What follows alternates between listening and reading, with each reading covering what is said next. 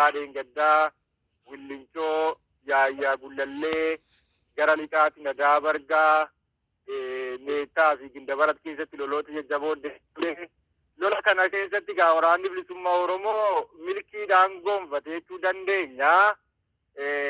Milkii dhabuu kanarraa akka ka'e gaargitee mootummaan keessa'uu gama Abunaa Gindabarat keessatti gaagama waraanaa hedduutu isa mudatee lolli sun walitti fufiinsan guyyaa 3 deemee miidhama kanarraa kan mootummaan kun xiyyaara kaasee dirooniidhaan waraana bilisummaa Oromoo haleellaa kana keessatti gaagamni uummataa hedduu mudatee qabeenya uummataa manca'ee lubbuun namaatillee darbee ummati guutummaa guututti haleellaa sanaan baraarugee bosonatti galee dubartii jaarsiya gammaatti fudhatee bosona keessa jira. Egaa wanni jirtu guutummaa guutti miidhaan uummatarra ga'e lakkoofsan himuun ni ulfaata. Naanna'ee lola kan waraanni bilisummaa Oromoo milkiidhumaan xumuraa jira jechuudha. Akka gaariitti deemaa jira. Mee Jaalboore asirratti egaa Abunaa Gindabarat Shawaa Lixaati yookiin Shaggar Lixaatti waraana adeemsifame irratti mootummaan Biltsiginnaa diroonitti akka fayyadame akkasumas immoo waraana sana taansee uummata walitti qabuudhaan hiriira baasuudhaan uummanni na deeggareera kan jedhu tokko karaa miidiyaatiin himaa jira. Kanarratti maal jettu?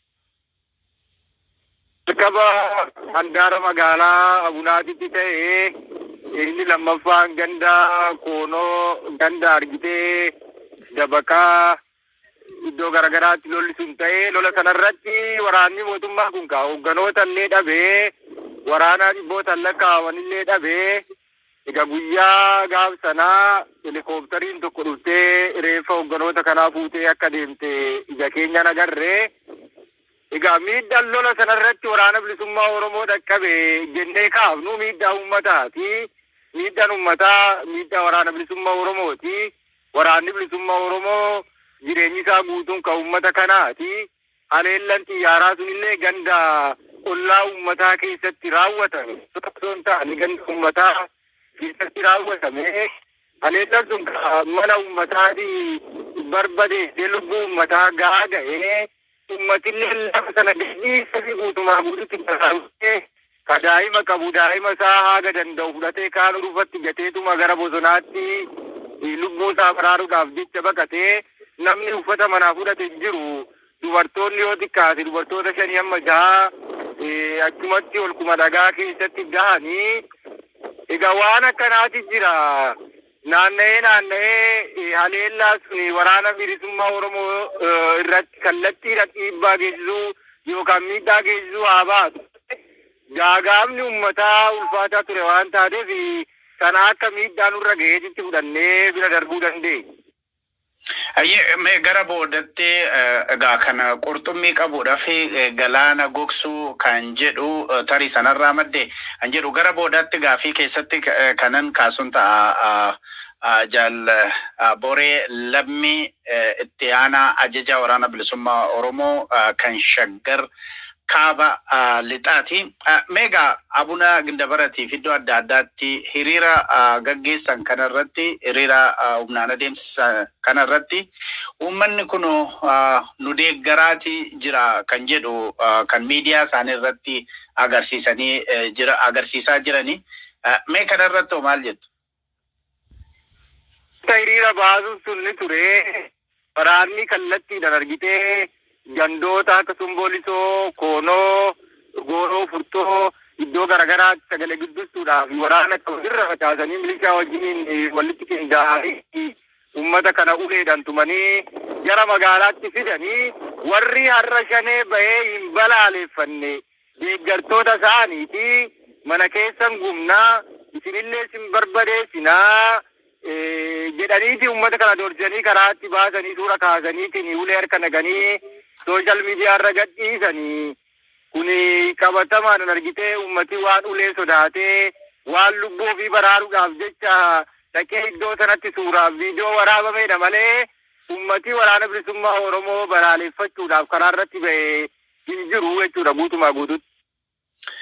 Hayyee mee Jaalbooree lammii opereeshiniin yookiin weerarri yookiin waraanni Oromiyaa irratti yeroo banamutti mootummaan biltsiginnaa karoora baafateen waraana kana ji'a tokko keessatti raawwannaa waraana bilisummaa Oromoo ji'a tokko keessatti balleessina kan jedhu ture. Amma gaa jiini sun dhumaati jira. Waraanni bilisummaa Oromoo sadarkaa kamirratti jira. Opereeshinii kanarrattis yaada maaliif qabda? Waatiyyuu beektu nuti ribe lolaadha. Bakka barbaannetti loluu dandeenya. Akka barbaannetti loluu dandeenya.